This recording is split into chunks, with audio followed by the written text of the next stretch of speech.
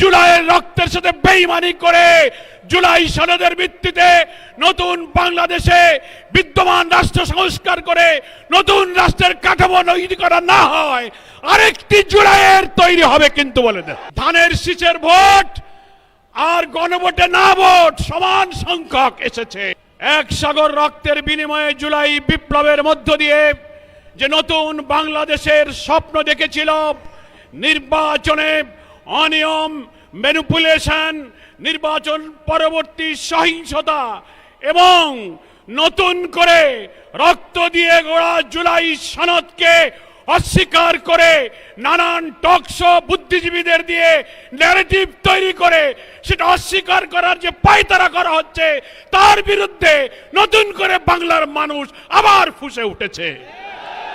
আমরা পরিষ্কার বার্তা দিতে চাই, নির্বাচনে যে অনিয়ম হয়েছে ফলাফল তৈরিতে, ফলাফল ঘোষণায়, প্রিজাইডিং পোলিংরা যখন ব্যালট গণনা করেছেন সম্প্রচার হচ্ছে একের পর এক ফলাফল, হঠাৎ সম্প্রচার বন্ধ করে কি রহস্যের জাল করে বিরোধী দলীয় অর্থাৎ 11 দলীয় ঐক্যের একের পর এক বিজয়ের বার্তাকে থামিয়ে দেওয়া হয়েছে।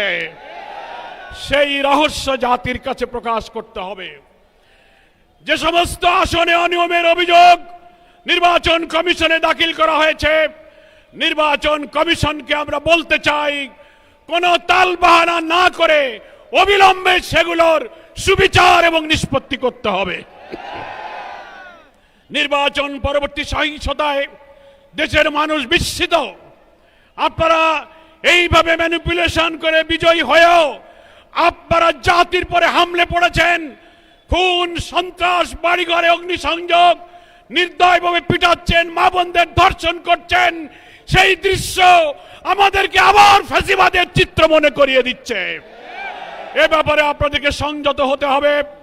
আপনাদেরকে আবার বলতে চাই, জুলাই সনদের সকল ফ্যাসিবাদ বিরোধী রাজনৈতিক দলগুলো যে আমরা স্বাক্ষর করেছিলাম সেই সনদের সমস্ত বিষয় যা গণভোটে আনা হয়েছে বিপুল ভোটে জয়যুক্ত হয়েছে।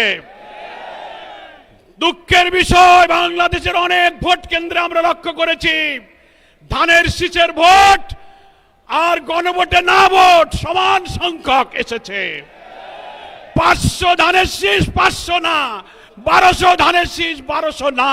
তাতে বোঝা যায় সিন্ডিকেট করে বিএনপির আভ্যন্তরীণ ভাবে গণভোটে না ভোটের পক্ষে তারা ক্যাম্পেইন করেছে। তা না হলে ধানের শীষের ভোট আর নায়ের ভোটের সংখ্যা এক হয় কি করে? এখন নির্বাচনের পরে টকশোতে অনেক বুদ্ধিজীবী তথাকথিত পেইড সাংবাদিক নামের কিছু বুদ্ধিজীবীরা সরকারের দালালি করে প্রশ্ন তুলছেন জুলাই সনদে যা যা স্বাক্ষরিত, যা যা ঐক্যমত সেইগুলো সবকিছু সরকার মানতে বাধ্য নয়। মনে রাখবেন, সংখ্যাগরিষ্ঠতার জোরে যদি আবার ফ্যাসিবাদের মতো এই বিপুল গণভোটে জয়যুক্ত হওয়ার পরে জুলাইয়ের রক্তের সাথে বেইমানি করে জুলাই সনদের ভিত্তিতে নতুন বাংলাদেশে বিদ্যমান রাষ্ট্র সংস্কার করে নতুন রাষ্ট্রের কাঠামো তৈরি করা না হয় আরেকটি জুলাইয়ের তৈরি হবে কিন্তু বলে দেন। দেশবাসী ঐক্যবদ্ধ থাকতে বলবো।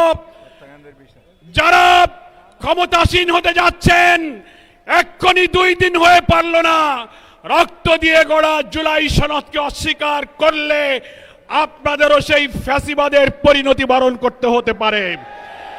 জুলাই শহীদ যারা, জুলাই হত্যাকাণ্ড 30-40 হাজার আহত ক্ষতবিক্ষত দেহ নিয়ে যারা এখনো হাজারি করছে, যারা শাহাদাতের পেয়ালা পান করে তারা পরিবারকে স্বজনহারা করেছে, তার বিচার এখনো হয়নি।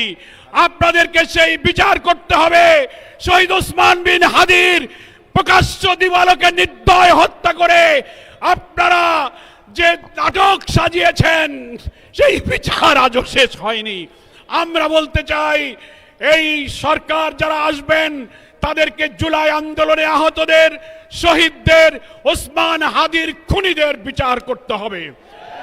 জুলাই সনদের স্বাক্ষরিত প্রত্যেকটি বিষয়কে বিদ্যমান রাষ্ট্র কাঠামো পরিবর্তনের জন্য নতুন রাষ্ট্র গঠনের সনদ হিসেবে মেনে না নিলে চুল পরিমাণ কোনো ব্যতিক্রম বাংলার মানুষ বরদাস্ত করবে না।